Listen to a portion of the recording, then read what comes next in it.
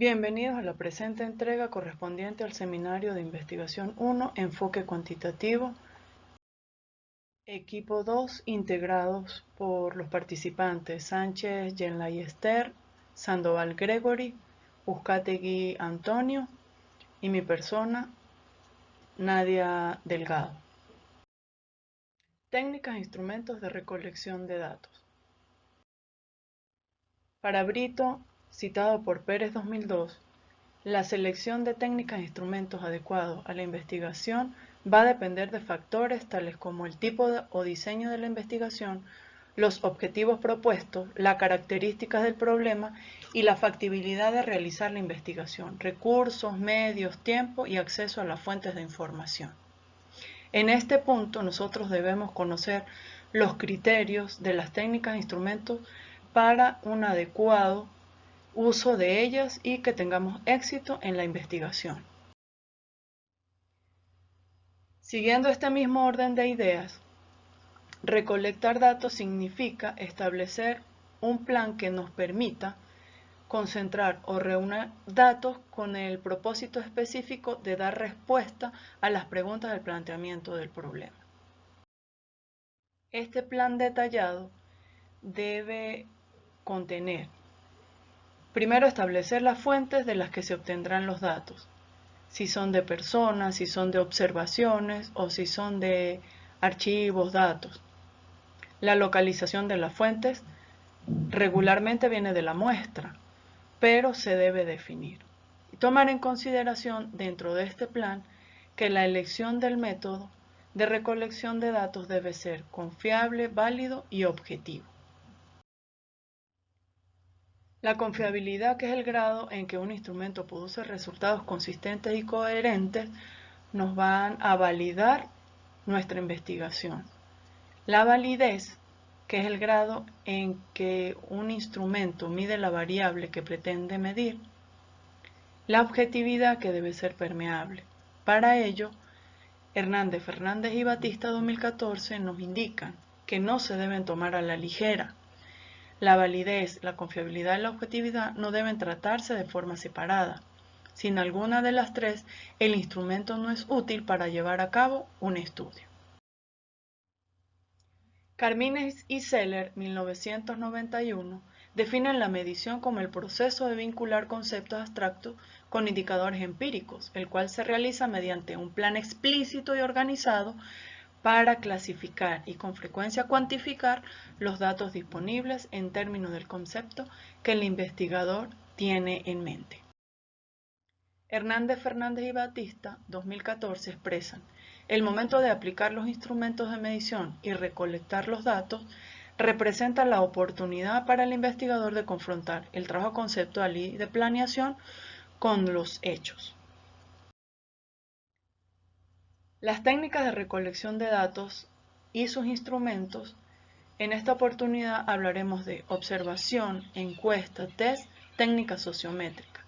Debemos conocer las ventajas y las limitaciones para la elección y el éxito en el momento de los resultados que como investigadores queremos obtener.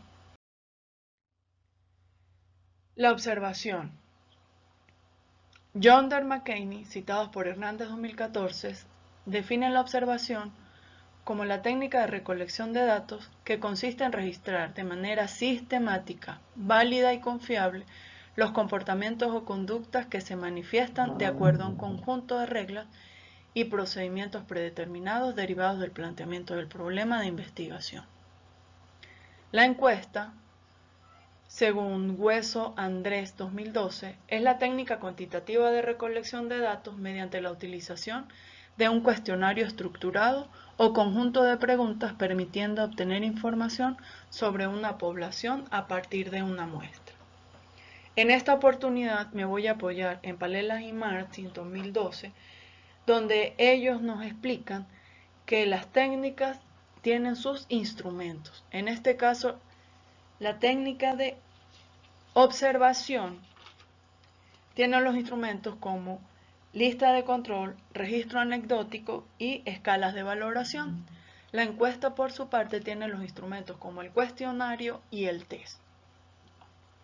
El test, definido por Palela y Martins 2012, es un instrumento derivado de la técnica de la encuesta. Tiene como objeto lograr información sobre rasgos definidos de la personalidad, la conducta o determinados comportamientos y características individuales o colectivos de las personas. Finalmente, otra técnica de instrumentos de recolección de datos cuantitativos, según Fernández y Batista, nos indican que las técnicas sociométricas son técnicas cuantitativas de recolección de datos para estudios de grupo. La observación sistemática es aquella técnica de recolección de datos que nos permite hacerlo sobre un determinado aspecto de interés y de acuerdo a un procedimiento establecido. Esta información es una información observable. El registro para esta metodología debe ser inequívoco y estructurado, de manera que los datos generados sean uniformes, incomparables de una observación a otra para su posterior análisis. Los pasos para construir un sistema de observación recomendados por Palela Martins 2012 es definir variables a observar, especificar lugar y ubicación temporal, incluir todo el universo o extraer una muestra representativa sobre las variables de interés, definir las unidades de observación, definir categorías y subcategorías de observación. La ventaja principal es que el observador está frente al fenómeno, no hay intermediarios. El investigador tiene dos opciones: o pasar inadvertido como observador o sumergirse dentro de la observación sistemática e integrarse a la población en estudio. Apoyados en Palela y Martins 2012, ellos nos recomiendan pasos de la técnica de observación. Objeto a observar, concretar el para qué, cómo se registran, observar detalladamente, rigurosa y críticamente, registrar los datos observados, analizar e implementar los datos, elaborar conclusiones. Los recursos que tenemos a nuestra disposición como investigadores cuantitativos en una observación sistemática están las fichas, récords anecdóticos, grabaciones, fotografías, listas para el chequeo de datos, escala de valoración, guías de observación como apoyo a las observaciones que pueden ser de distintas modalidades. Se encuentra observación directa y observación indirecta. La indirecta es realizada por el mismo investigador y la indirecta es cuando usa recursos de libros, de archivos, de documentos, fotografías, grabaciones. En la modalidad de observación participante y observación no participante. La observación estructurada y observación no estructurada, observación de campo y observación de laboratorio, observación individual y observación de equipo. Como ejemplo de la técnica descrita con anterioridad, voy a hacer uso del artículo Metacognición y expresión oral en L2, observación de la práctica docente en nivel universitario, para ejemplificar algunas herramientas que aquí los investigadores nos presentan. Este artículo fue publicado en el 2016, realizado por Hernández Jacqueline e Izquierdo Jesús. El objetivo de la investigación es identificar si la enseñanza explícita de la metacognición y estrategias cognitivas se trabajan cotidianamente en la clase de francés en el nivel universitario. Duró de febrero a agosto de 2011. La muestra fue en profesores y sus estudiantes y el lugar, la Universidad Pública de México. Se desarrolló un estudio cuantitativo descriptivo con 6 objetivos específicos de la enseñanza metacognitiva explícita, de la comprensión oral. ¿Cómo fue la recolección de datos? Fíjense, aquí se usó cuestionario de autoevaluación al profesor, un cuestionario para el estudiante, esquema estructurado de observación de clases. Principales elementos de la observación. El observador fue un observador externo que es el primer autor de la investigación, quien también es el profesor de la materia de francés con 5 años de experiencia. De manera a priori establecieron 30 indicadores como prueba piloto. La prueba piloto es una de las herramientas que quiero definir en este ejemplo. La prueba piloto consiste en administrar el instrumento a una pequeña muestra de casos para probar su pertinencia y eficacia, incluyendo instrucciones, así como las condiciones de la aplicación y los procedimientos involucrados. Luego de estos 30 indicadores, en su proceso de investigación, ellos determinaron que solamente 17 de estos 30 eran los indicadores que iban a usar en su investigación. Para esto es la función de la prueba piloto. ¿Cómo lo realizaron? Para todos los indicadores se estableció una escala de frecuencia con 4 opciones observando los principios metodológicos de la escala Likert, empleadas en la evaluación de la práctica educativa. Favila, Minani, Izquierdo 2012. Aquí está otro elemento que se usa en toda recolección de datos, la escala de Likert. El esquema de observación. ¿Cómo realizó el investigador la observación? El profesor permitió al observador videograbar las sesiones de comprensión oral con sus alumnos. El profesor implementó 5 clases de comprensión oral durante el semestre, que fueron programadas, planeadas e implementadas por el profesor. Es decir, fue una observación, fue estructurada.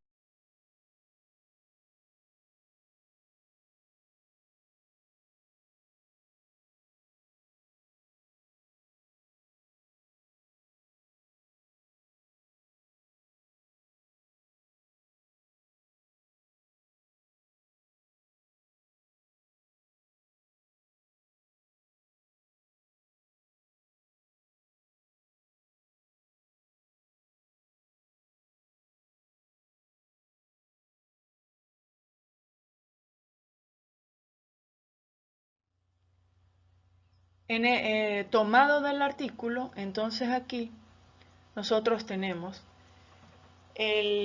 cómo expresó la escala de Likert el investigador, cómo hizo de una prueba piloto, como la organización de los ítems de los instrumentos, como de esos 30 iniciales, entonces para el esquema de observación solamente se validaron 17.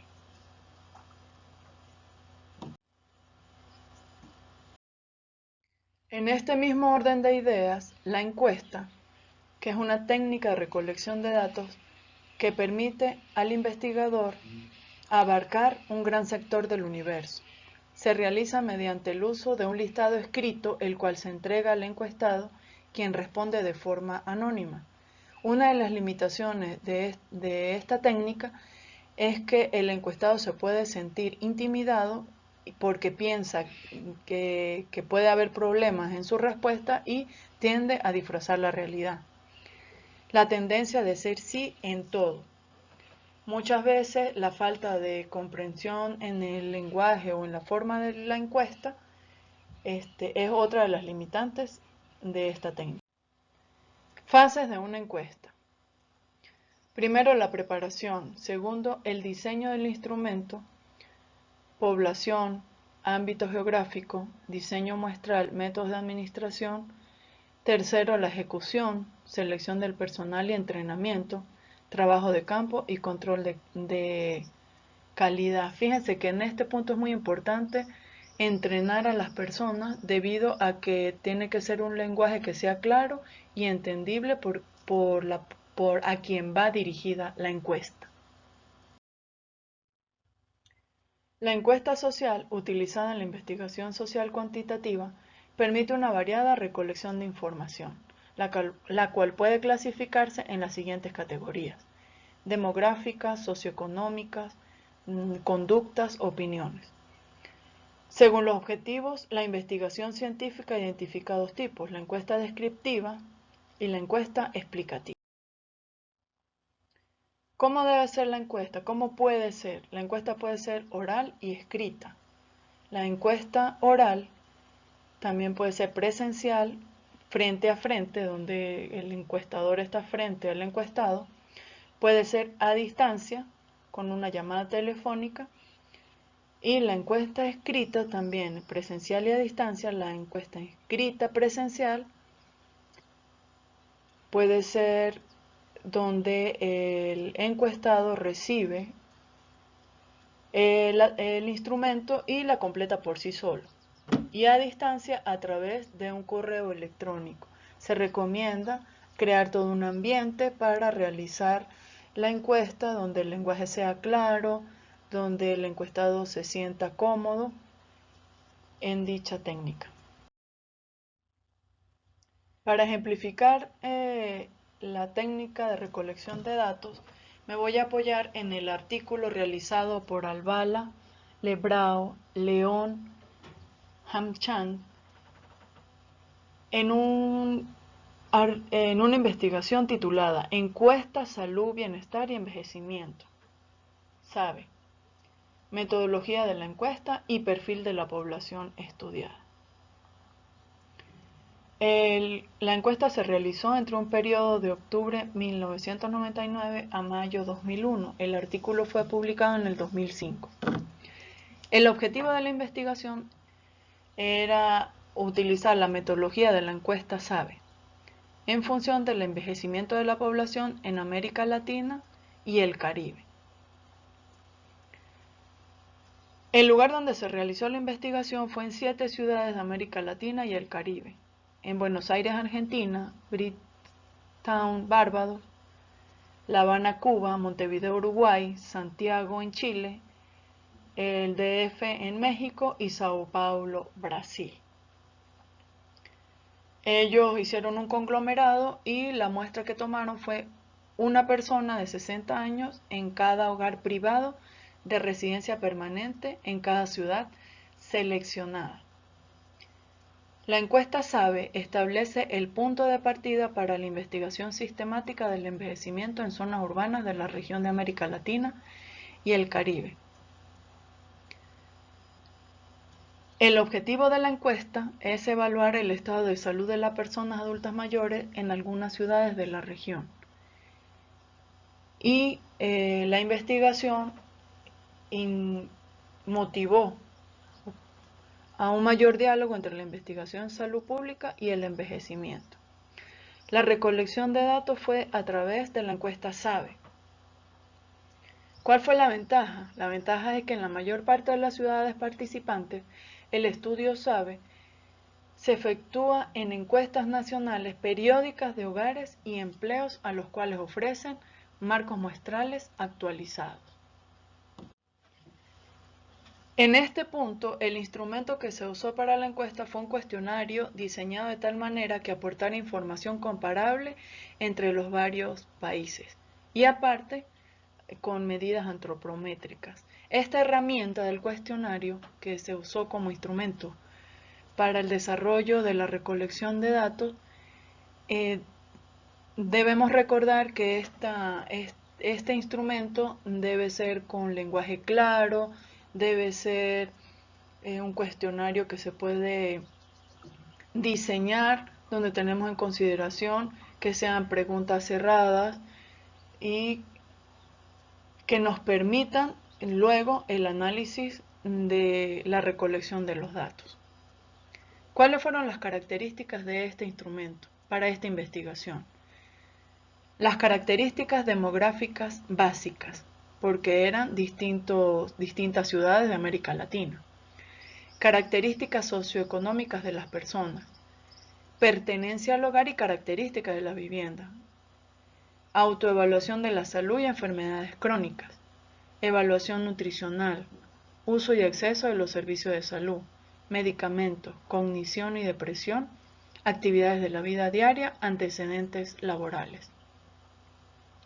Este artículo se encuentra en línea, del cual destacamos que la ventaja de la encuesta es que se puede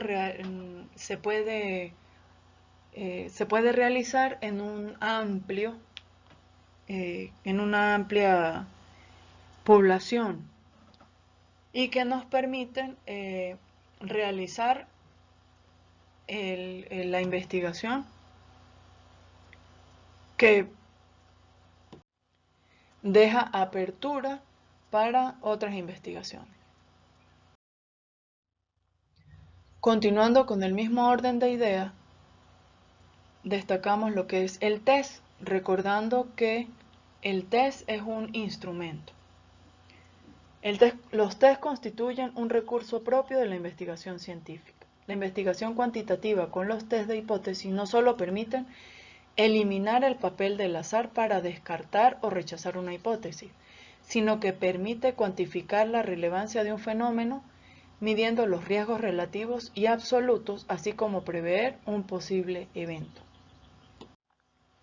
Características: recurso que se utiliza para medir lo que se necesita y no otra cosa. Consistencia en los resultados, dando confiabilidad al investigador. Objetividad: no permite subjetividad del investigador. Sencillez y claridad, y los test son económicos. Para la explicación y ejemplificación de la técnica del test, me voy a recurrir a la investigación publicada en el artículo Adaptación del test de Boston a la población afásica que acude al INR. Dicha investigación se realizó en un periodo del 2004 al 2005 por Julia Esther Rado Tribeño. Este artículo fue publicado en septiembre del 2006.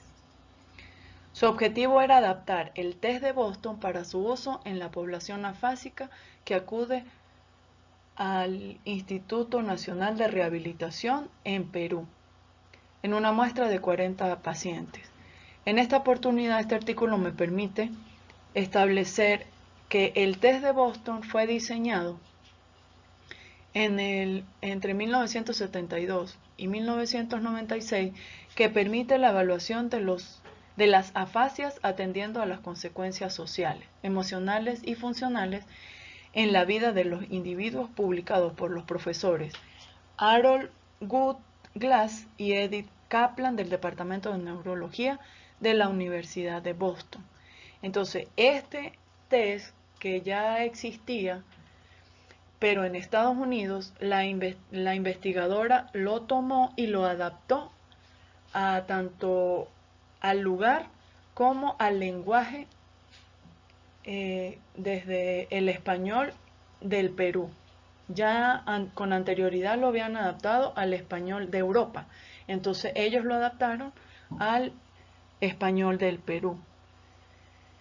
El principal elemento, ¿cómo lo adaptaron? ¿Cómo adaptaron este test? Le hicieron una adaptación lingüística en la población de referencia, le hicieron normalizar según el ente rector del Instituto Nacional de Rehabilitación del Perú, la reproducción, y permite la reproducción para siguientes investigaciones.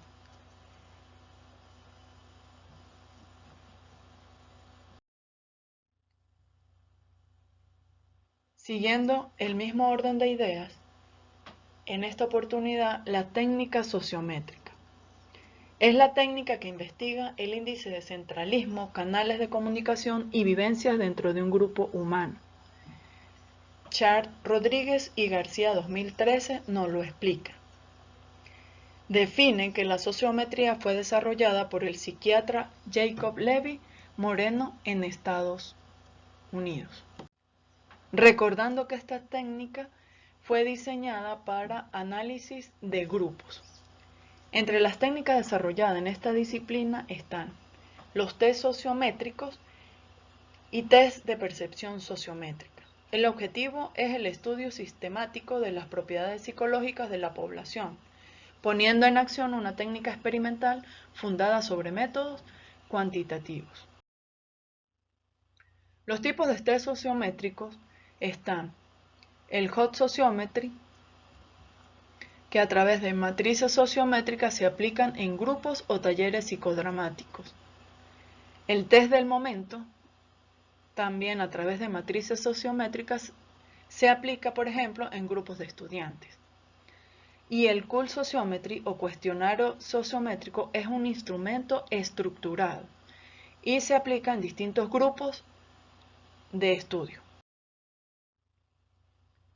Este test, para su recolección de datos, como toda técnica de recolección de datos, recomienda generar un ambiente de tranquilidad, recomienda que a las personas que se le aplica la técnica sociométrica al grupo, debe generar confianza, especificando de que los datos obtenidos son anónimos, que son anónimos, eso le da confianza a los grupos.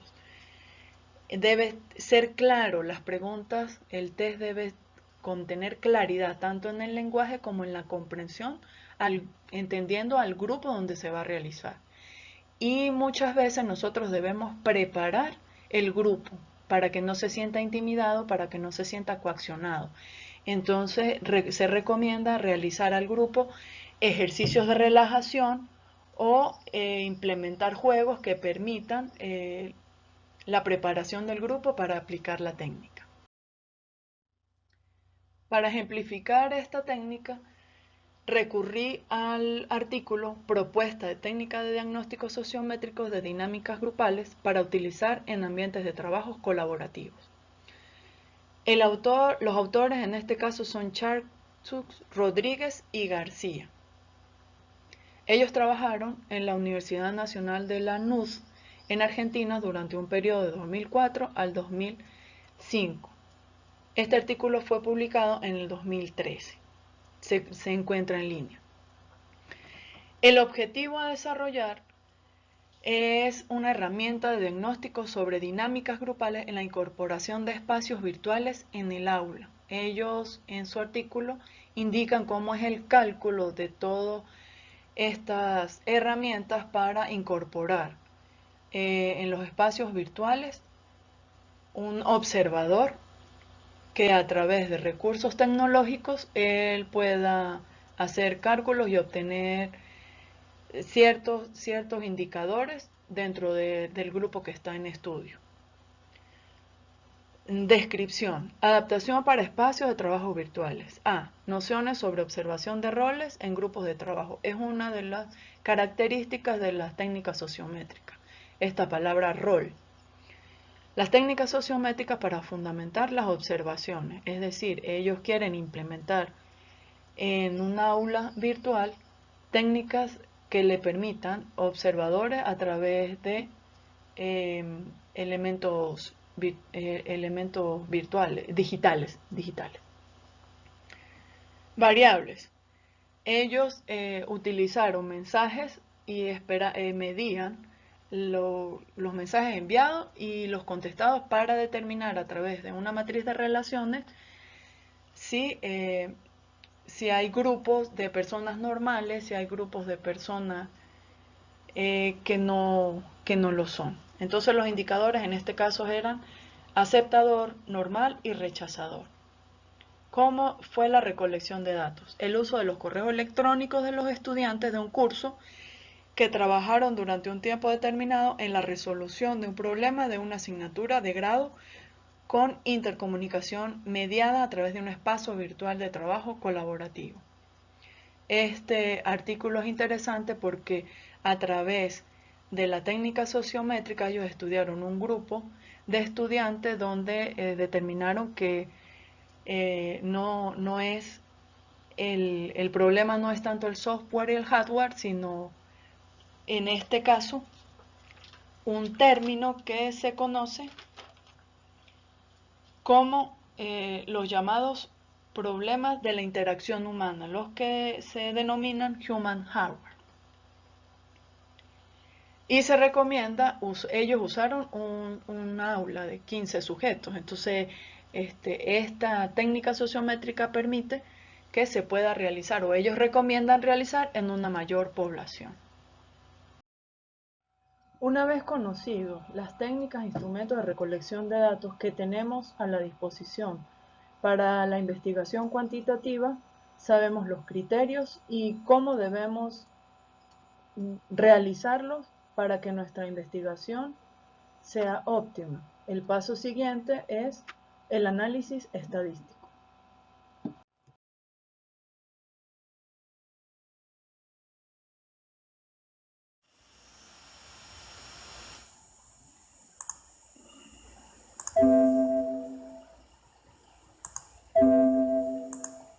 Análisis de resultados de una investigación cuantitativa.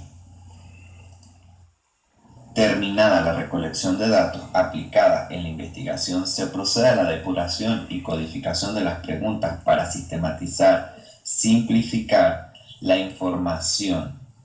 Al realizar este procedimiento es necesario conocer el análisis de resultados cuantitativos. La definición nos dice: el propósito del análisis es aplicar un conjunto de estrategias y técnicas que le permiten al investigador obtener el conocimiento que estaba buscando a partir del adecuado tratamiento de los datos recogidos. Esta información nos la aporta Hurtado en el 2000.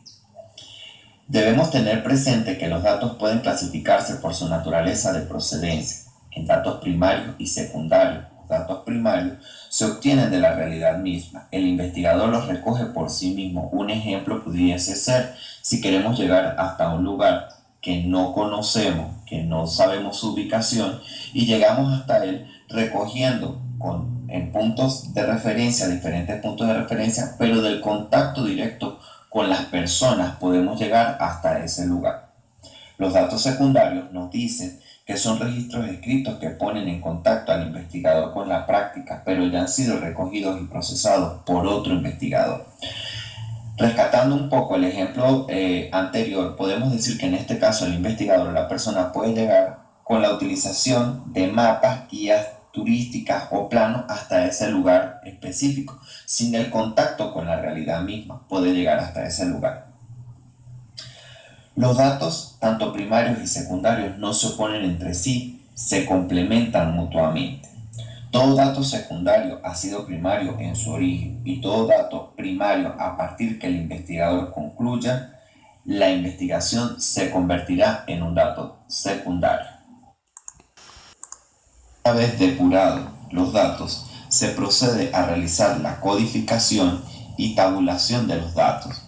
Por eso es importante tener conocimiento de las definiciones propuestas. Comboni y Juárez afirman desde una perspectiva cuantitativa que la codificación es un procedimiento técnico mediante el cual los datos obtenidos se clasifican en categorías y se traducen en símbolos, ya sean cifras o letras, es decir, se asignan a cada opción de respuesta un número o una letra que permite tabularla rápidamente.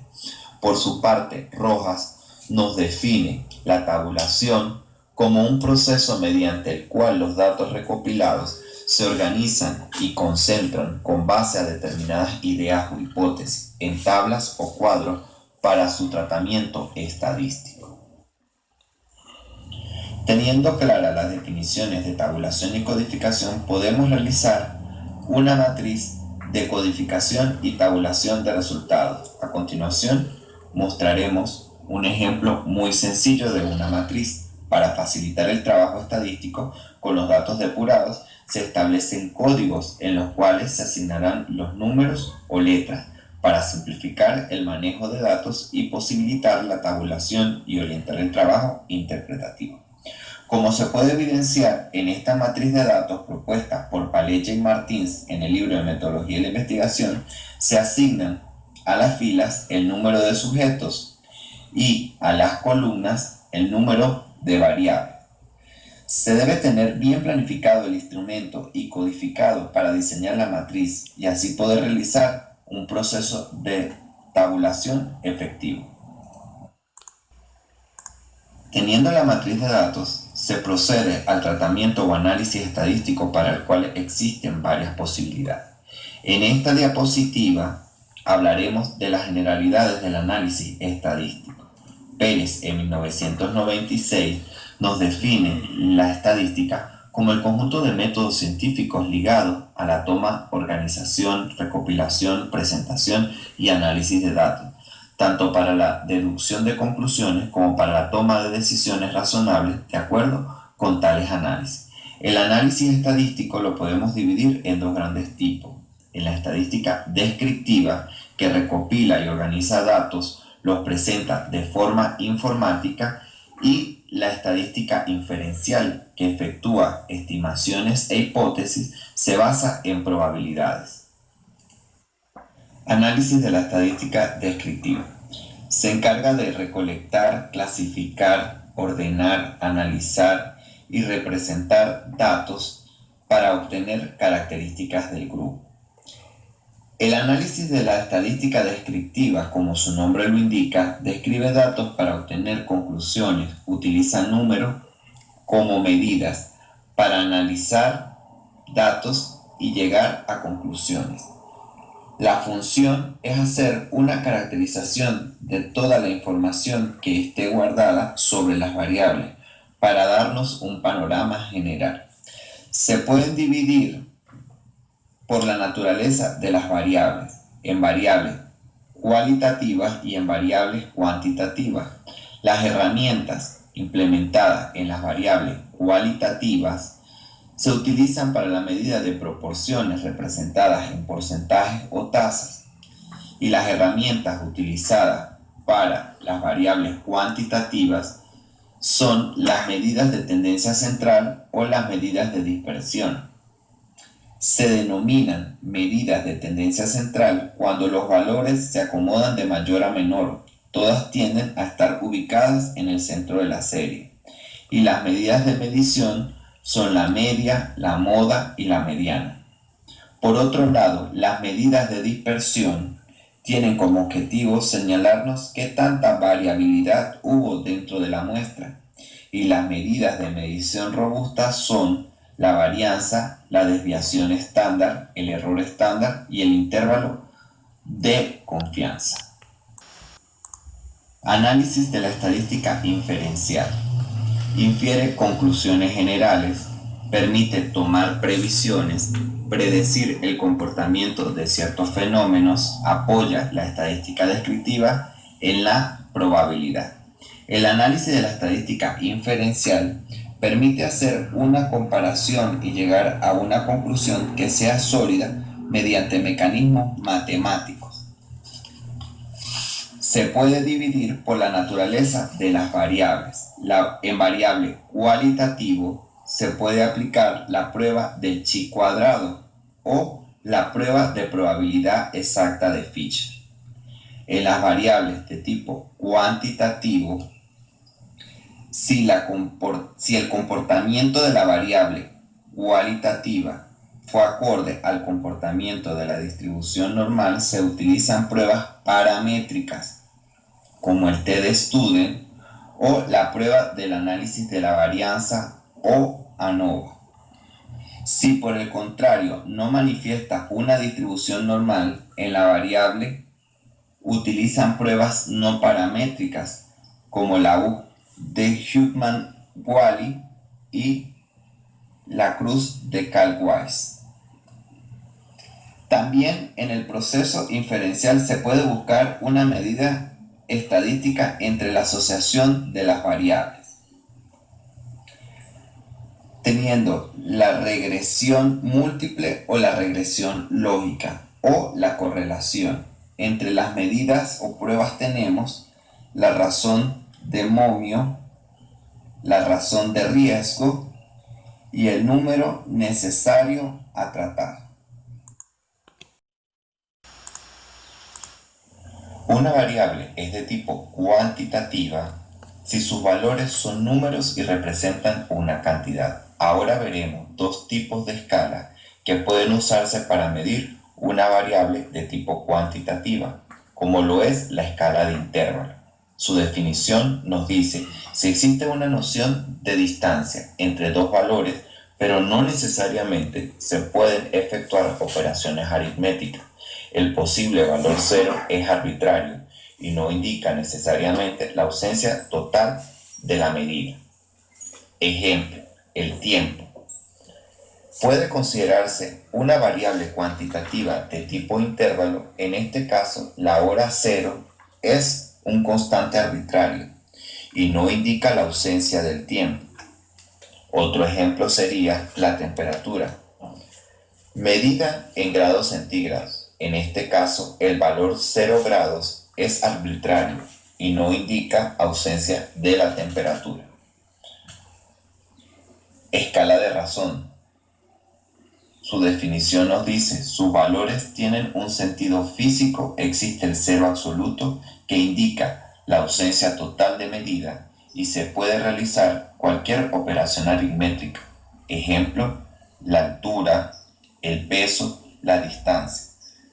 Pueden ser medidas mediante una escala de razón. Sus valores tienen un sentido físico, existe el cero absoluto.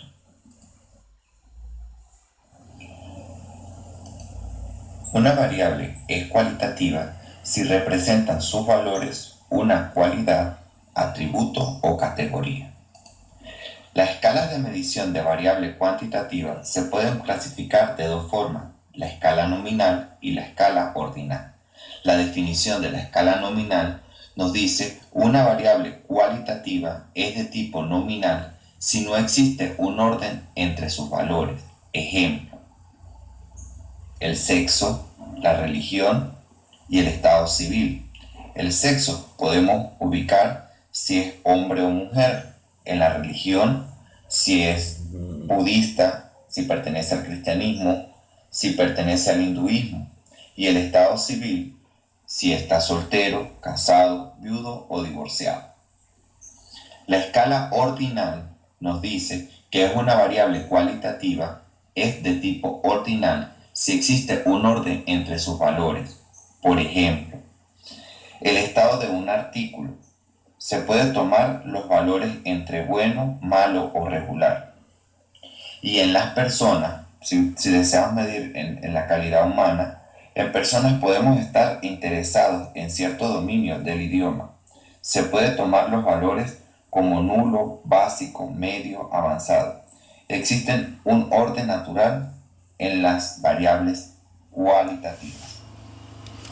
Bueno, para continuar con la exposición, mi nombre es Antonio Zucati Bielma. Hablaremos sobre organización de datos y presentación de datos. Después que hemos aplicado las diferentes técnicas de recolección de datos, debemos organizarlo. Esto, como ya lo dije una vez, aplicado los instrumentos de recolección, se procede al tratamiento para el análisis de los datos. Acá se toman los datos de forma cruda, como se agrupan, y luego, pues, por diversos tratamientos estadísticos, se procede a organizarlo. La información obtenida será la que nos ayudará posterior para el análisis y la discusión de los resultados, comparando con otros trabajos, otras series, y aportando pues datos nuevos a la investigación, y para así plantear las conclusiones a las que se llega al estudio. Todos estos datos, como ya lo dije anteriormente, hay que procesarlo. Luego de procesado, pues hay que presentarlo, y para esto pues hay diversas normas de acuerdo a las establecidas en el manual de la UPEL o las normas de trabajo de investigación científica. La presentación de datos se debe primero tabular, que consiste en clasificar la información de forma resumida mediante tablas y presentarla también mediante gráficos. Las tablas es un conjunto de clases o modalidades. Así, aquí se agrupan los datos por medio de diversas clases o modalidades, como vamos a presentarles posteriormente. Y estas clases son agrupaciones de distintos elementos que se siguen un criterio, ya sea exhaustiva, excluyente y definida. Y la clase puede ser agrupar por lo menos la muestra por sexo, femenino, masculino, por grado de instrucción, es otro ejemplo, edad, por edad. Después de estas clases, pues se puede presentar en cifras absolutas o cifras relativas. Entonces se utiliza lo que es frecuencia absoluta, que es el número de observaciones que aparece en cada clase o modalidad. Es el valor absoluto. Y como su nombre lo indica, la frecuencia relativa, pues es igual al cociente entre la frecuencia absoluta y el número total de datos. Por ejemplo, si tenemos un grupo de clases por sexo, masculino o femenino, si tenemos 48 varones, esa es una cifra absoluta, y 52 hembras, cifra absoluta, se divide esta entre 100, porque la suma de 48 más más 52 da 100, se divide entre el número total de la muestra y eso nos da la frecuencia relativa. Esta frecuencia relativa se puede convertir en porcentaje cuando multiplicamos este resultado por 100 y pues prácticamente tiene la misma función que la frecuencia relativa. Esto es para comparar los datos específicos de un grupo con qué porcentaje o qué cifra representa en cuanto a la muestra. Como lo dije, la frecuencia acumulada indica el número de casos comprendido en el intervalo o por debajo del mismo. La frecuencia acumulada no se puede conocer en variables cualitativas en escala nominal. Por ejemplo, en este gráfico que tenemos, aquí miden el coeficiente intelectual por intervalo. Esto lo voy a explicar más adelante. Y la frecuencia acumulada, pues, es que se puede tomar del valor menor a mayor. Tenemos 3 casos de coeficiente intelectual entre 91 y 100, ¿verdad? Después, posteriormente, tenemos 9 casos de coeficiente intelectual entre 101 y 110. 9 más 3 es 12. Va acumulando para representar el total de la muestra. Coeficiente intelectual entre 111 y 127. Se le suma 7, se le suma 12, da 19. Y 5 de 121 a 130 da 24. Esto es lo que se conoce como frecuencia acumulada. Los cuadros. ¿Cómo se deben representar los cuadros? Según el manual de la OPEL, hay varios tipos de cuadros. Puede ser cuadro simple. Esto lo voy a explicar más adelante. Acá les voy a explicar cómo se realizan los cuadros. Se enumera por orden. Se comienza en un trabajo de investigación. Comenzamos con el cuadro número 1, los primeros resultados que vamos a obtener, y luego el título a mano izquierda, al margen izquierdo, subrayado o en negrita. Posteriormente se relacionan las variables. Este es un cuadro de doble entrada donde se toman características de educación preescolar, cultura familiar y educación, y la adaptación escolar. Entonces es un cuadro de doble entrada. A estos cuadros generalmente se pueden ir todos demarcados o presentarse acá, como está acá, donde en ciertas áreas no se remarca. Y llevan en la parte inferior la nota, primero comenzando de donde se tiene la fuente para la realización del cuadro. Por ejemplo, acá dice cuadro elaborado con datos tomados de relation between early child care and shopping, y la bibliografía donde se tomó, y se puede en las notas dar ciertos aspectos o ciertas incógnitas que se muestran en el cuadro para poder explicar el valor de esta. En este cuadro tenemos lo mismo que expliqué anteriormente. Por orden, arriba en negrita, margen izquierdo, tratar de que las palabras no queden cortadas en el título. Posteriormente se relacionan las variables, cuadro de doble entrada, características de un lado, del otro. Y en la parte de abajo la nota, de dónde se obtiene, y lo que alguna nota que quiera explicar o que quede de incógnito en el cuadro. Se pueden subrayar o se pueden demarcar líneas, ¿sí?, para resaltar la información que el autor quiera transmitir o resaltar. Los tipos de representación tabular, como lo dijimos anteriormente, tenemos la distribución categórica. Es un cuadro simple donde se estudia una variable, dos variables. Por un lado están los alumnos de psicopedagogía, derecho, magisterio, esta clasificación de alumnos, y qué porcentaje o qué el grupo femenino, o sea, por sexo. Aquí se relaciona por sexo. Y se determina, como dije anteriormente, la muestra es de 195. Entonces, ¿qué quiere decir la frecuencia relativa? Que 0,47, 92 pacientes de alumnos de psicopedagogía femenino constituye 0,47 de la muestra obtenida. En porcentaje quiere decir 47%. Recuerde que la frecuencia relativa se multiplica por 100. Es muy importante que en este tipo de gráfico la representación gráfica de los datos se realiza mediante diagrama de barra y ciclograma, que lo voy a explicar más adelante.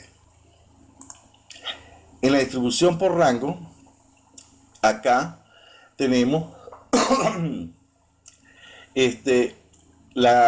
aquí se caracteriza la variable mejoría, de un estudio donde ellos determinan o clasifican esta variable en nula, leve, moderada o máxima. Los pacientes femeninos, ¿verdad?, de un total de 622, la frecuencia relativa, el porcentaje, la frecuencia acumulada, la frecuencia relativa acumulada y el porcentaje que constituye. Esta es distribución por rango. Su representación gráfica es el diagrama de barra, y el cual es más común para este tipo de datos. En la distribución con intervalo, esto es cuando la muestra es grande, la clasificación de la variable. Vamos a suponer, por ejemplo, que queremos hacer un estudio de personas con hipoacusia, y tomamos una muestra entre personas entre 20 y 55 años. Entonces, representar estos datos por edad, 20, 21, 22, 23, 24, 25, se hace muy extenso y se pierde objetividad del estudio. Lo que hace es agruparlos, estos datos, en intervalos. Entonces, estos intervalos pueden ser aparentes o reales, y se utiliza la marca de clase, que consiste en clasificar estos datos. Ya los voy a aplicar aquí más adelante. ¿Cuáles son los conceptos básicos de la distribución de intervalos? Bueno, hay que calcular la amplitud del intervalo.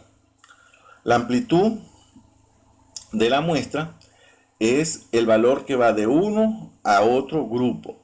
Por ejemplo, la amplitud en este caso sería 1. Entonces, aquí se clasificó en varios grupos, se clasificó en 1, 2, 3, 4, 5, 6 intervalos, y la amplitud sería el valor de uno al otro. De 5 a 6 el valor es 1. Entonces se suma 5 más 1, 6, más 1, 7, más 8, y esto es lo que da la amplitud. Y en la muestra, y este es el valor de la muestra. ¿Cómo se calcula la amplitud? Generalmente se puede calcular de dos maneras: al límite real superior menos el límite real inferior. El límite real superior, en este caso, de un intervalo es 95, se le suma la mitad de la amplitud, sería 95.5, menos el límite inferior, 90.5. Esto daría una amplitud de 5. Otra forma es el límite aparente superior, por ejemplo, 95 de un intervalo, menos el límite aparente inferior, más la unidad. Y por eso es de 91 a 95 incluye 5, de 96 a 100, 5, ¿verdad? Aquí 96 sería 96, 97, 98, 99 y 100, el valor de 5. De 101 a 105, 101, 102, 103, 104, 105, constituye 5. Entonces la amplitud es 5 para... ¿Cuáles son los tipos de intervalos? Los intervalos abiertos, que carecen de límite superior y de límite inferior, que no son exactos. Y los intervalos cerrados, que tienen los dos límites.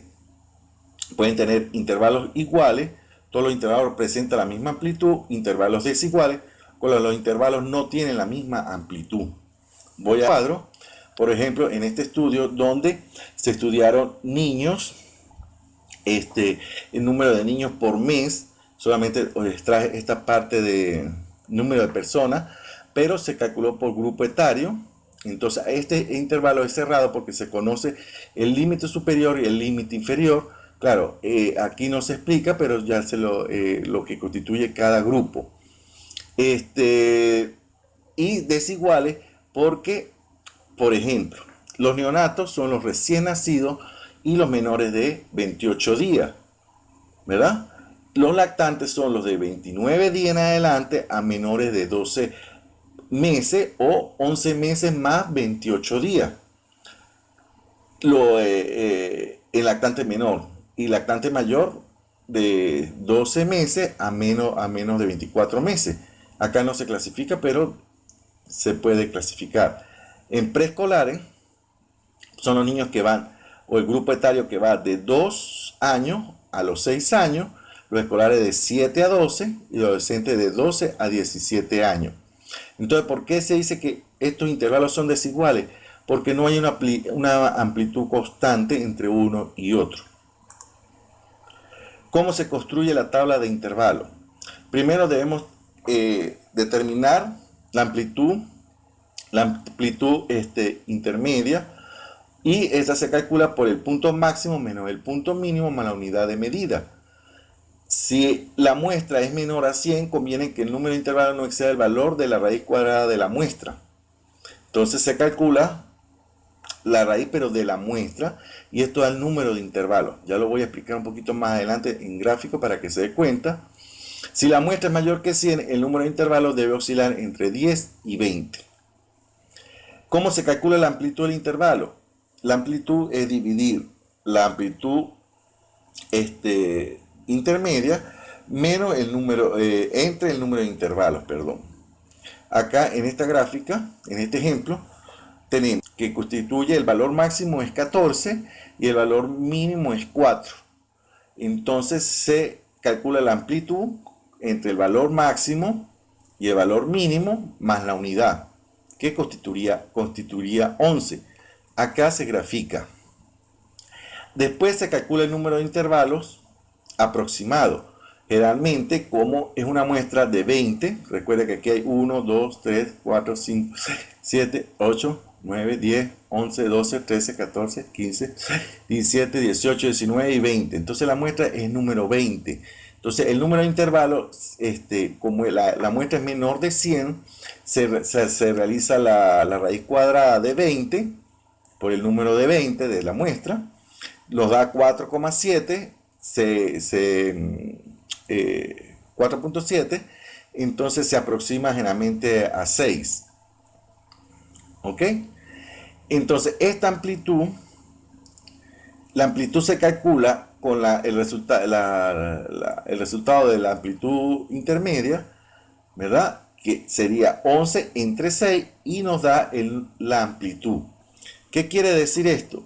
Que el número de intervalos es el número de grupos por lo que clasificamos la variable o la muestra. Entonces aquí el número de intervalos sería 1, 2, 3, 4, 5 y 6. La amplitud intermedia sería 11, que es el punto medio. ¿Ok? Y la amplitud sería 2. Entonces, del valor 4 al siguiente sería 2 y 4, 6, más 2, 8, más 2, 10, más 2, 12, más 2, 14.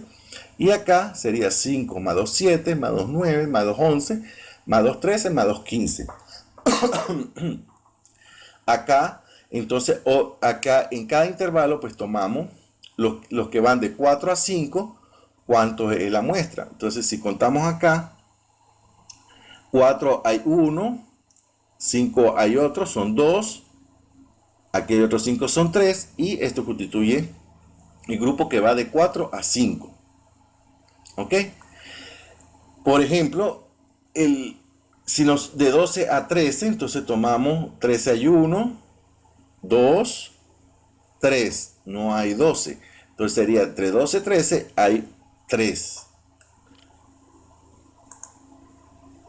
Las tablas de estadísticas múltiples lo que hace generalmente son tablas de doble entrada, comparan una característica, en este caso por lo menos el grupo etario, como le dije anteriormente, menor de 29 días neonato, de 1 mes a 11 meses lactante menor, de 12 meses a 23 meses lactante mayor, y los clasifica o los toma por otra variable, acá en este caso de tipo cualitativo, masculino, femenino, por sexo.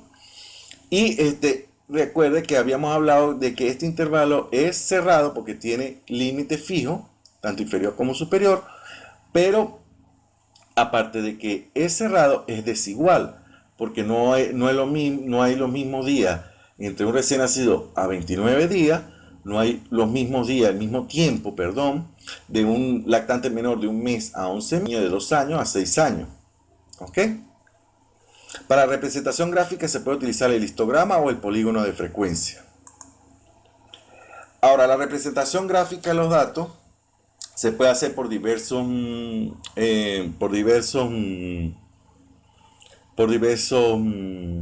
figuras. Generalmente Word la saca automáticamente, pero para calcular las áreas hay que hacer un proceso matemático. Para eso están los paquetes estadísticos, los programas estadísticos. En cuanto a los gráficos, como lo refiere el manual de la OPEL, se coloca el título, el número de gráfico por orden de aparición del gráfico en el estudio, en subrayado en negrita, y se identifica la fuente donde se obtiene. En este diagrama de barra se toma en el eje de la X la característica cualitativa y en el eje de la Y el valor o el porcentaje. Por ejemplo, acá comparamos las causas de enfermedad, epilepsia como más frecuente, encefalopatía crónica no progresiva seguido, continúa la cefalea y este es el porcentaje. Este es el valor que uno le da de la variable. Acá comparamos este diagrama de barra. Generalmente acá se utiliza de forma contraria. Acá se pone el valor y acá la característica cualitativa. Sin embargo, lo más frecuente es que se utilice en la variable en el eje de las X, la característica cualitativa, y en el eje de la Y, la característica cuantitativa o el valor que se le da. El ciclograma o diagrama de sectores, que es lo que conocemos como torta, se puede representar en forma de valores porcentuales o relativos o en valores absolutos.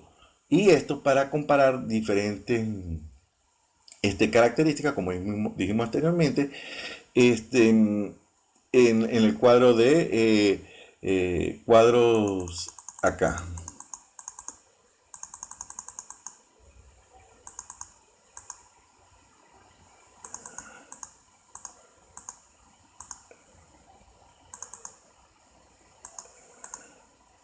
En distribución categórica, cuando es por categoría.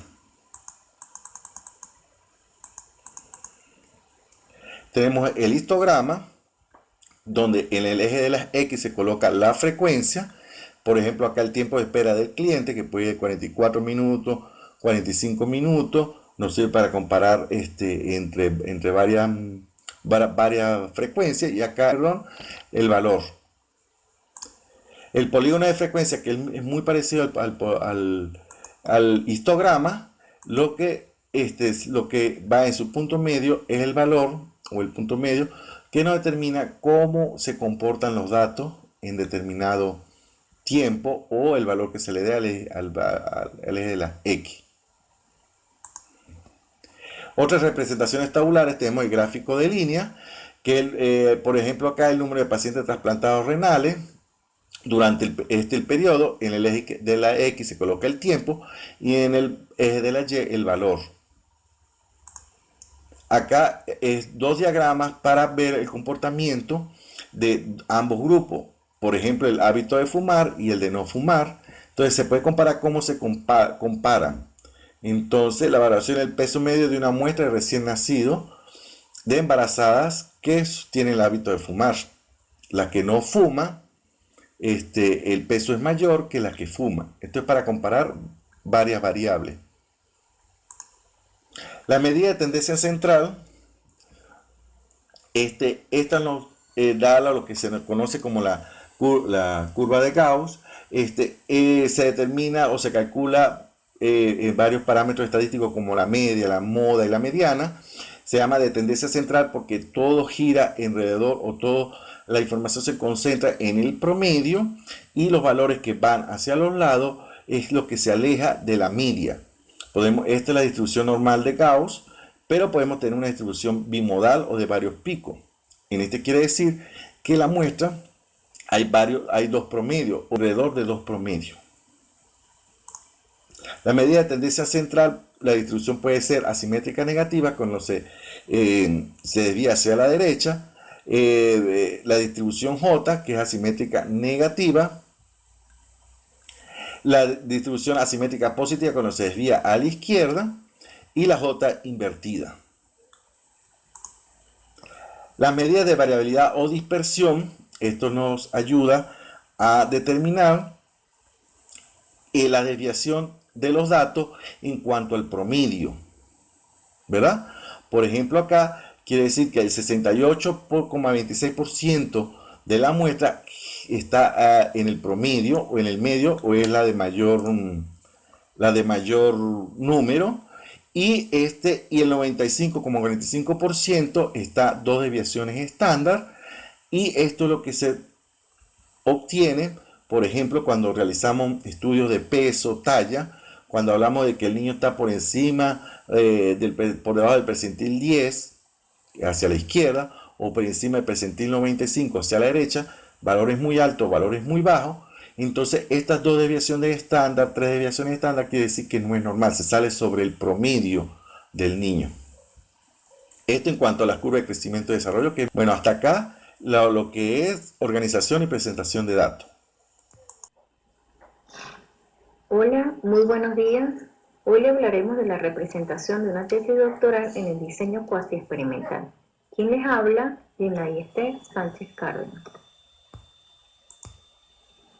Cuando el investigador ya tiene claro y ha definido qué tipo de estudio va a realizar y ha establecido la investigación o los lineamientos para la misma, el investigador debe concebir la manera práctica y concreta de responder a las preguntas de la investigación. Esto implica seleccionar o desarrollar un tipo de investigación y aplicarlo al contexto particular de su estudio. Y creí necesario que recordáramos qué es un diseño de investigación. Según Christensen, en 1980 se refiere al diseño como estrategia concebida para responder a las preguntas de investigación. Esto quiere decir que el diseño señala al investigador lo que debe hacer para alcanzar sus objetivos de estudio, contestando así las interrogantes o las preguntas que se ha planteado. Es por esta razón que se podría decir que el diseño es como el plan, como la estrategia para confirmar si es cierto o no, y respondiendo así a las interrogantes de la investigación. Resulta claro que el diseño de la investigación, si está bien concebido, el producto final quiere decir los resultados tendrán mayor posibilidades de ser válidos. No es lo mismo seleccionar un tipo de diseño que otro, que cada uno tiene sus estrategias y sus características propias. Asimismo, en la investigación encontramos diferentes tipos de investigación y creí necesario recordar cuáles son los tipos de investigación. Según Campbell y Stanley, en 1966 se refieren a la investigación experimental, que se subdivide en preexperimentos, experimentos y cuasi experimentos. Y en la investigación no experimental tenemos la investigación de campo. Cabe aclarar que en términos generales los autores no consideran que una investigación sea mejor que otra. Como lo menciona Kelly en 1979, los dos tipos de investigación, tanto la investigación experimental como la investigación no experimental, tienen su valor propio y ambos pueden llevarse a cabo. Esto quiere decir que poseen sus características y la elección sobre qué clase de investigación y diseño específico debemos seleccionar depende de los objetivos que nos hayamos trazado, las preguntas planteadas y el tipo de estudio que vayamos a realizar.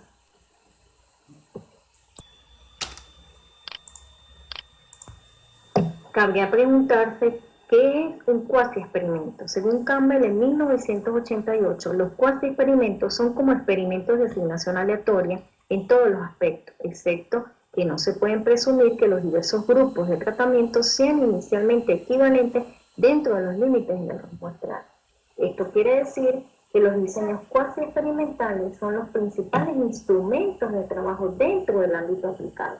Son esquemas de investigación no aleatorios. Esta parte aleatoria nos permite establecer de forma exacta la equivalencia inicial de los grupos, como ocurre en los diseños experimentales. Por lo tanto, podemos distinguir los cuasi experimentos de los experimentos verdaderos por la ausencia en la asignación de la parte aleatoria. En cuanto a lo que es una investigación cuasi experimental, tomé la definición de varios autores, entre las que puedo mencionar Peanzu y Smelly. En 1991 señala: es una investigación que posee todos los elementos de un experimento, excepto que los sujetos no se asignan aleatoriamente a los grupos. En ausencia de la aleatorización, el investigador se enfrenta con la tarea de identificar y separar los efectos de los tratamientos del resto de factores que afectan a la variable dependiente.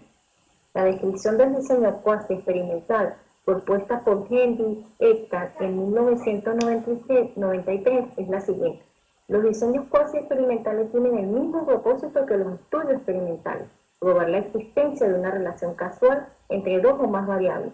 Cuando la asignación aleatoria es imposible, los cuasi experimentos semejantes a los experimentos permiten estimar los impactos del tratamiento o programa, dependiendo de si llega a establecer una base de comparación apropiada. Asimismo, en la misma línea podemos señalar a Mao en 1995. Nos señala que aquellos sistemas de investigación donde el criterio de asignación de los sujetos o unidades o las condiciones de tratamiento o condiciones de estudio no se rigen por las leyes del azar. Del mismo modo, Atto en 1995 nos considera o nos señala que es un conjunto de técnicas de diseño y análisis estadístico para afrontar situaciones donde no es posible o no es ético aplicar la metodología experimental, o donde los estrictos requisitos del método experimental no se satisfacen.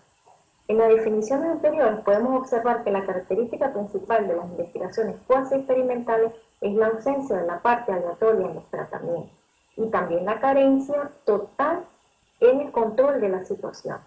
Cuando interpretamos los resultados de un cuasi experimento, hay que considerar la posibilidad de que se deban a otros factores que no se toman en cuenta. En efecto, podemos hablar de que un diseño experimental en comparación con los experimentales, hay muchas alternativas o muchas hipótesis que pueden ajustarse a los datos. Es por ello imprescindible que el investigador tenga en cuenta, en la medida de lo posible, un conocimiento de las variables específicas que el diseño cuasi experimental está utilizando o sea capaz de controlar. Debido al déficit control que implican las investigaciones cuasi experimentales, algunos autores, como por ejemplo Van Dalen, Meyer en 1971, se refieren a ellas con el nombre de investigaciones con control pasivo. Hay otros metodólogos que prefieren utilizar el término de estudios no aleatorios, como Anderson en 1980.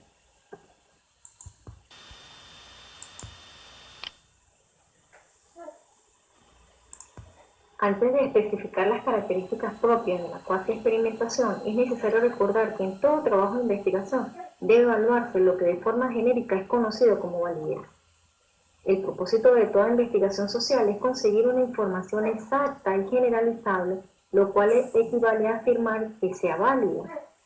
Según Cox y Campbell en 1979 nos aportan una definición del término validez con una expresión, que la leo textual: usaremos los conceptos de validez e invalidez para referirnos a la mejor aproximación disponible a la verdad o a la falsedad de las proposiciones.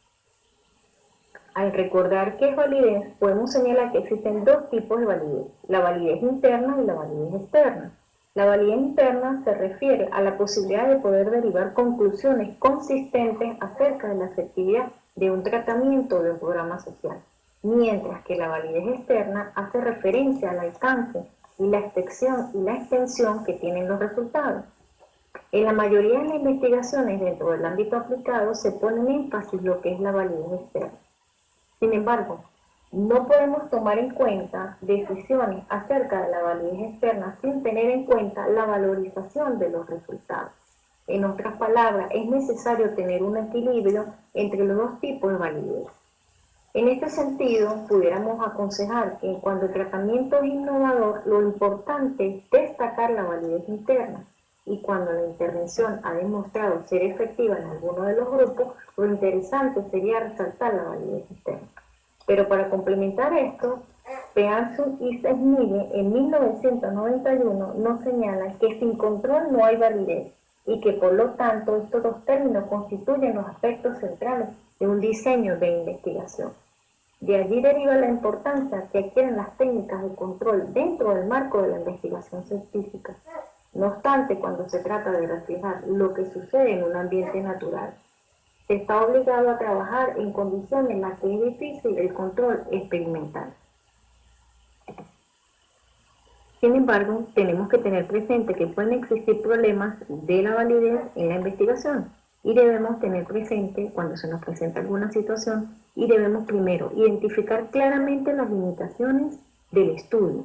En segundo lugar, la equivalencia entre los grupos. Y en tercer lugar, argumentar lógicamente los aspectos representativos y generales de la investigación.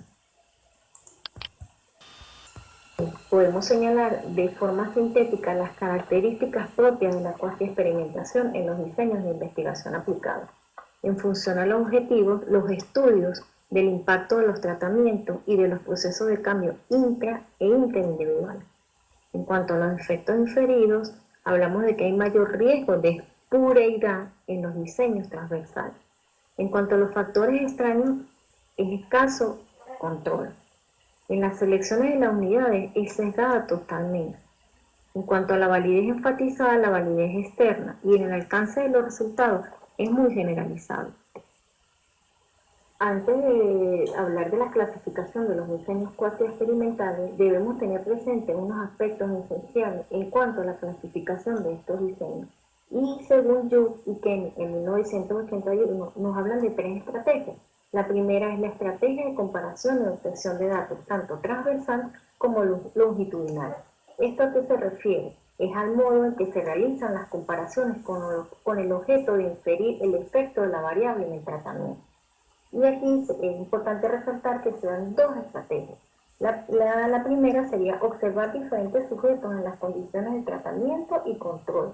En este caso, los efectos del tratamiento se estiman a través de las comparaciones entre sujetos. La segunda sería exponer los sujetos a todas las condiciones de estudio. Sería la inferencia del efecto del tratamiento se lleva a cabo mediante las comparaciones intrasujetos. En segundo lugar, tenemos el procedimiento de asignación de las unidades a los tratamientos desconocidos o conocidos. En esta parte, la asignación de las condiciones de tratamiento es una regla o variable que ha determinado la formación de los grupos. En estos diseños cuasi experimentales existen dos reglas principales que se deben tener en cuenta. Una sería la variable de medida, por ejemplo, las puntuaciones obtenidas por los sujetos en un preprint. Y la otra regla sería la asignación desconocida, donde el criterio en función del cual se forman los grupos no es medido ni tampoco se conoce. La tercera sería la existencia o no de medidas PT. En este último factor, los diseños de investigación cuasi experimentales están relacionados con la presencia o ausencia de medidas de pre-tratamiento o pretest. Esto quiere decir que el investigador debe decidir en primer lugar qué estrategia de comparación va a utilizar entre sujetos o entre sujetos.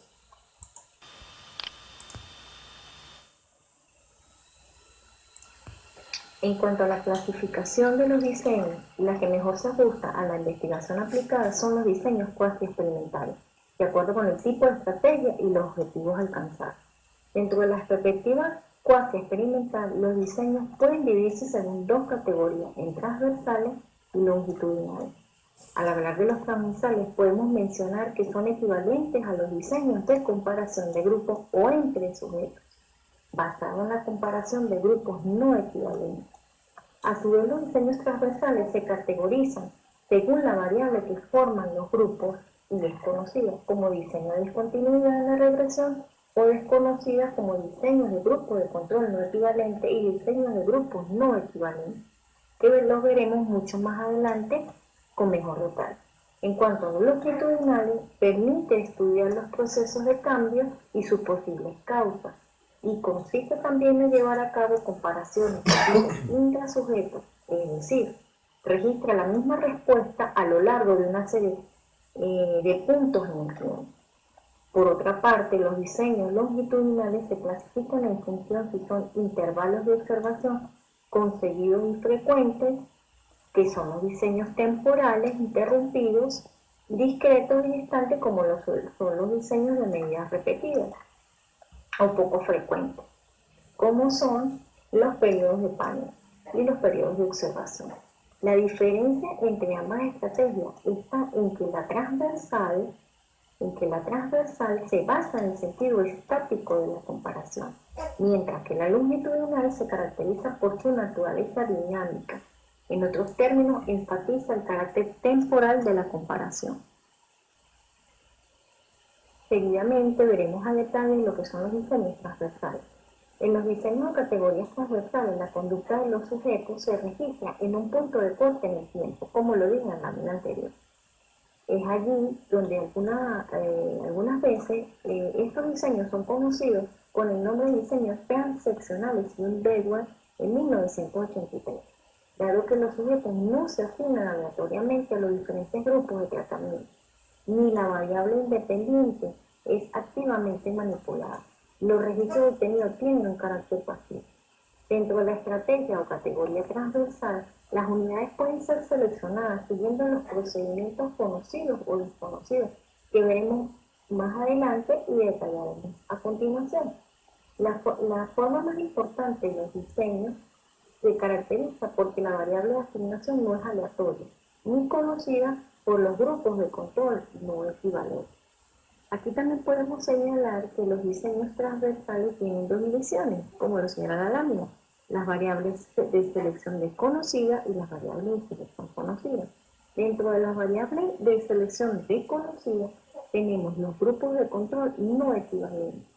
Esto se refiere a que es una estructura de investigación cuasi experimental donde existe un grupo de tratamiento y otro grupo de control. En ambos grupos, las medidas pueden tomarse solo después, o antes o después de la aplicación del tratamiento. Así que el grupo de control no equivalente, como lo señala la lámina, se divide en dos: los diseños de control con solo medidas después y con solo medidas antes y después. Los diseños de grupo de control no equivalente con medidas después y los diseños de control no equivalentes con medidas antes y después. Es importante señalar que en cualquiera de los casos, los sujetos pueden ser seleccionados de poblaciones diferentes o bien se asignan grupos de sujetos a las condiciones de control o de tratamiento. Los diseños de grupos de control no equivalentes, los diseños de grupos de control no equivalentes con medidas después, es una estructura cuasi experimental de grupo de control y de tratamiento. Aquí los sujetos no son asignados aleatoriamente a los distintos grupos, con lo que una gran cantidad de variables puede confundir la acción del tratamiento. En efecto, el principal inconveniente en el diseño de grupo de control obtenido con solo medidas después radica en la dificultad de derivar inferencias casuales sobre el impacto de la intervención. Mientras que los grupos de medidas no equivalentes antes y después se toman medidas antes de la aplicación del tratamiento. Es posible verificar la equivalencia inicial de los grupos. Y existen dos formatos básicos, como son diseños donde los sujetos son seleccionados de poblaciones que difieren en la medida de respuesta y los diseños de grupos iguales. Ahora bien, cabe decir que los diseños de grupos no equivalentes con medidas antes y después son estructuras de investigación cuasi experimental con 3 o más grupos de tratamiento, de acuerdo a los niveles de la variable independiente. Tanto los diseños de grupo de control no equivalentes como los diseños de grupo de control no equivalentes con medidas antes y después pueden ampliarse a situaciones donde se toman varias medidas pre-tratamiento. Son los llamados diseños de grupo de control no equivalentes con múltiples covariables. ¿Bien? Ahora tenemos las variables de selección conocidas. Dentro de las variables de selección conocidas tenemos los diseños de discontinuidad en la regresión. El diseño de descontinuidad en la revisión es una estructura cuasi experimental cuyo formato básico consta de una medida o una variable antes y una medida después que refleja el efecto del tratamiento. Es decir, esta clase de diseño es el criterio de asignación de las unidades a los grupos conocidos. Resulta importante tener presente las características del diseño grupo control no equivalente con medidas antes y después. En primer lugar, tenemos la ausencia de la aleatorización en la asignación de las unidades y variables inteligentes conocidas. Esto quiere decir que los grupos pueden estar formados de manera natural antes de empezar la investigación, como son en el colegio, en el aula, en el hospital, o otros grupos que formen sujetos seleccionados en dos poblaciones diferentes. En segundo lugar, tenemos la no equivalencia inicial de los grupos. Esto quiere decir que están presentes diferencias o sesgos antes de la aplicación del tratamiento que son capaces de contaminar su efecto. En tercer lugar, se puede decir que es vulnerable a las amenazas contra la validez interna, especialmente aquellas que tienen su origen en la selección de las unidades. Sin embargo, esto quiere decir que dentro de la investigación aplicada es que posee mayor validez interna. Y cuarto lugar, y no menos importante, las medidas pre-tratamiento permiten tener en cuenta o corregir las diferencias iniciales de los grupos mediante técnicas estadísticas. Continuando con la clasificación del diseño cuasi experimental, hablaremos en esta lámina o haremos referencia a lo que es el diseño longitudinal. En lo que se respecta a los diseños longitudinales, estos se dividen según las unidades de observación, en diseños de un solo sujeto o unidad observacional, y diseños con un grupo o grupo de sujetos. Cuando se registra el comportamiento de un sujeto, cabe destacar que se toma una cantidad considerable de medidas u observaciones de forma sucesiva y secuencial a lo largo de un amplio periodo de tiempo, como por ejemplo son los diseños de series temporales. Los diseños cuasi experimentales de carácter transversal no utilizan la formación de los grupos del criterio adaptado. Debido a ello, estos diseños suelen estar sometidos, entre otros factores, a los efectos del sesgo de selección. Por otra parte, la estrategia longitudinal que incorpora la variable de tiempo se caracteriza por la cantidad y la amplitud del intervalo de registro. Es allí donde podemos dividir los diseños longitudinales en series temporales interrumpidas, en medidas repetidas, de corte y impacto. Cuando hacemos referencia a los diseños de series temporales interrumpidas, podemos decir que es un procedimiento que permite mejorar los diseños cuasi experimentales y que consiste en tomar múltiples registros del mismo sujeto a lo largo del tiempo. Por este motivo también se denomina diseños de series temporales. Bien. Estas dos modalidades básicas de este tipo de diseño, según Arnaud en 1995, hace referencia a los diseños de series temporales interrumpidas simples y a los diseños de series temporales de grupo control no equivalente, como lo señala de la misma. Cuando hablamos de diseño de temporales interrumpidas simples, hablamos que es un conjunto de datos registrados secuencialmente en una serie discreta de puntos u observaciones de una sola unidad observacional, antes y después de la presencia de un evento o la aplicación de tratamiento. El objetivo es verificar si la introducción de la intervención produce cambios de nivel o la pendiente en la serie. Cuando hablamos de grupos de control no equivalentes, podemos señalar que es un control lo más parecido posible al grupo tratado, con observaciones registradas al mismo tiempo y bajo las mismas circunstancias del grupo de tratamiento. Bien, ahora vamos a hablar de lo que son los diseños de medidas repetidas. Este diseño radica en la posibilidad de tomar medidas de una variable en dos o más puntos de tiempo. Es así que la estrategia de medidas repetidas permite estudiar las tendencias que presentan los datos en función del tiempo, según Arnaud en el año 1995. Aquí tenemos los diseños de un solo grupo y diseños de dos grupos. Y dentro del diseño de un solo grupo tenemos los diseños longitudinal antes y después y los diseños longitudinal de múltiples observaciones.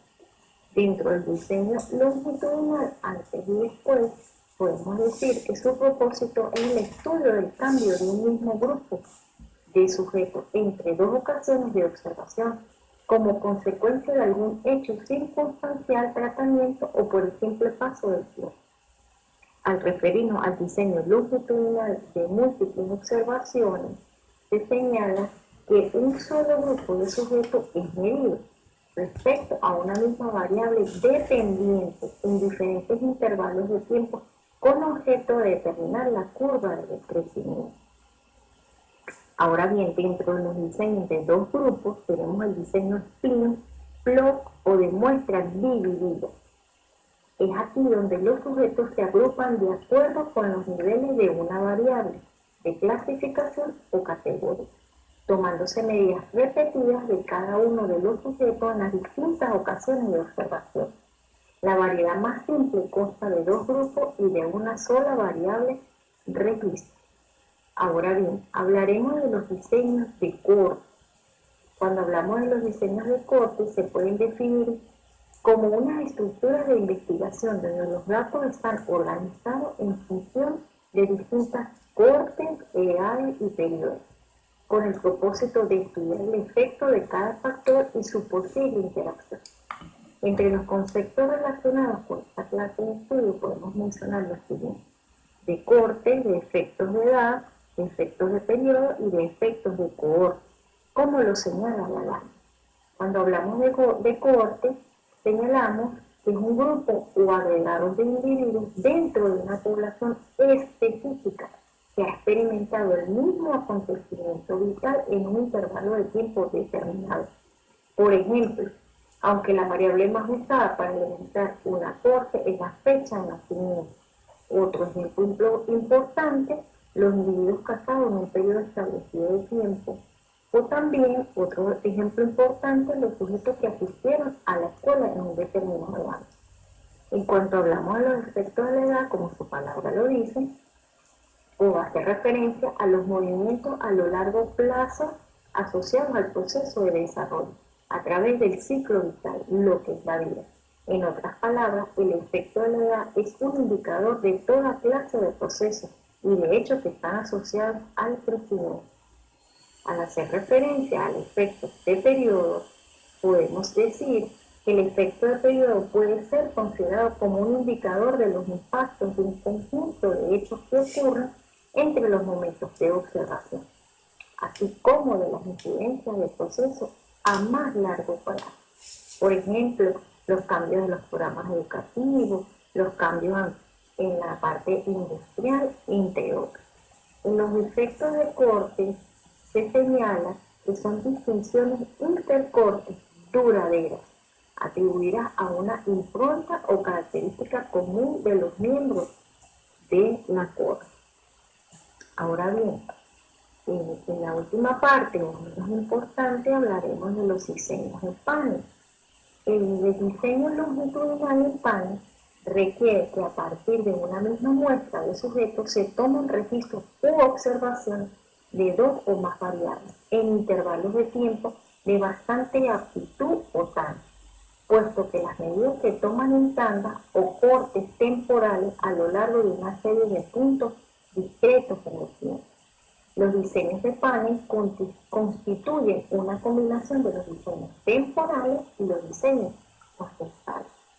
La estructura de los diseños en panel admiten diferentes modalidades según se combinen la cantidad de tandas y las variables. La variable más simple en el diseño del panel es de dos tandas y de dos variables o de un solo diseño. La extensión de este formato es el diseño de tres tandas y de dos variables.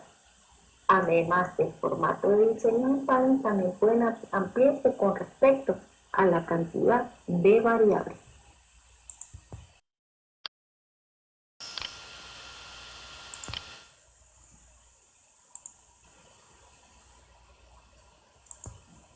Como complemento a los diseños longitudinales, debemos hacer referencia a las características del diseño de series temporales interrumpidas.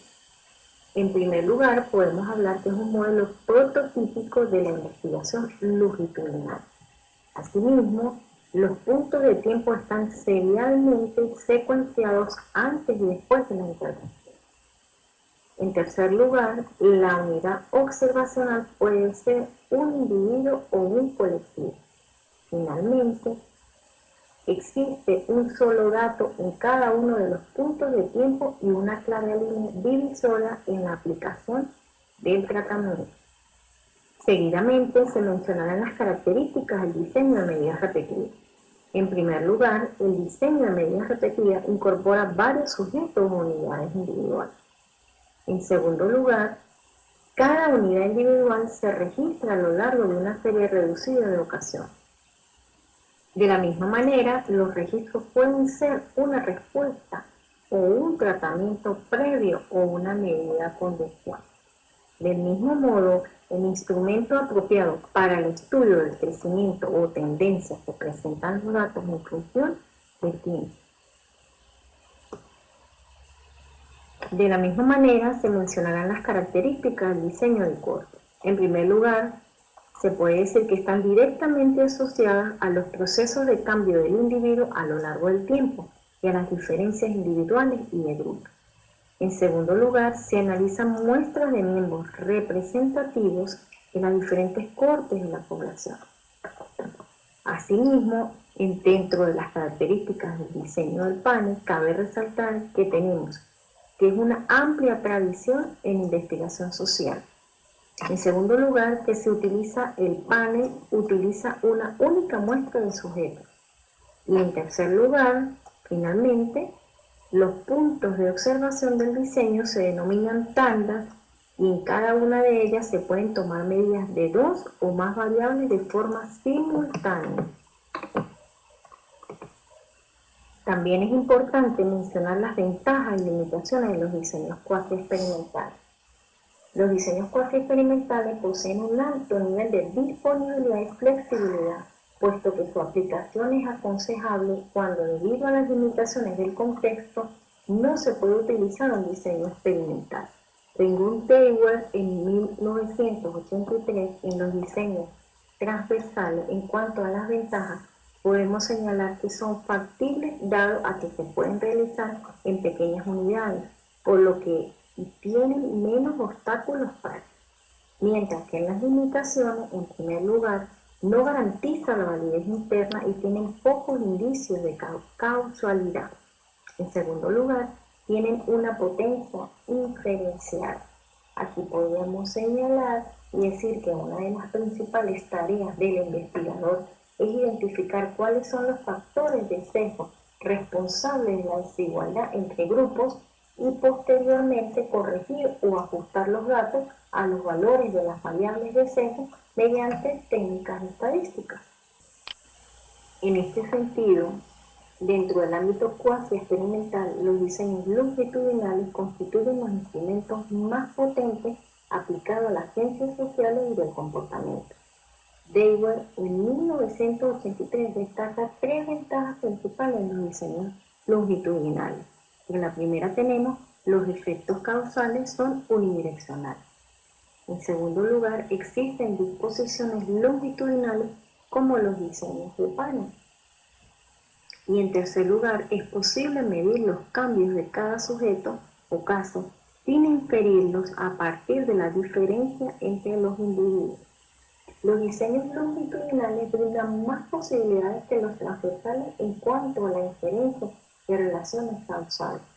No obstante, no siempre la garantía es completa, mientras que las limitaciones en la estrategia longitudinal permite reforzar con más fuerza algunos de los modelos de explicación alternativos asociados a la situación transversal, por cuanto en el diseño se introduce la dimensión tiempo que se abren nuevas expectativas explicativas, puesto que se pueden aprovechar la información obtenida del sentido del cambio que presentan los datos u observaciones a lo largo de esta dimensión. Por tanto, en aquellos casos donde no es posible aplicar el ideal de experimentación, no por ello deberá renunciarse a investigar o a intentar utilizar diseños que, aunque carezcan de un completo control, pueden ofrecer la posibilidad de obtener resultados científicamente válidos. Para concluir, los investigadores, especialmente aquellos interesados en investigar cuestiones de investigación aplicada, deben ir más allá del diseño experimental tradicional y aprovechar las posibilidades inherentes a los diseños cuasi experimentales. Se podría decir que por sí solos los diseños cuasi experimentales no permiten hacer inferencias causales definitivas. Sin embargo, proporcionan información necesaria y valiosa que no puede obtenerse solo con métodos experimentales. Finalmente, los diseños cuasi experimentales son una valiosa herramienta especialmente para el investigador. Muchísimas gracias. Feliz y bendecido día para todos.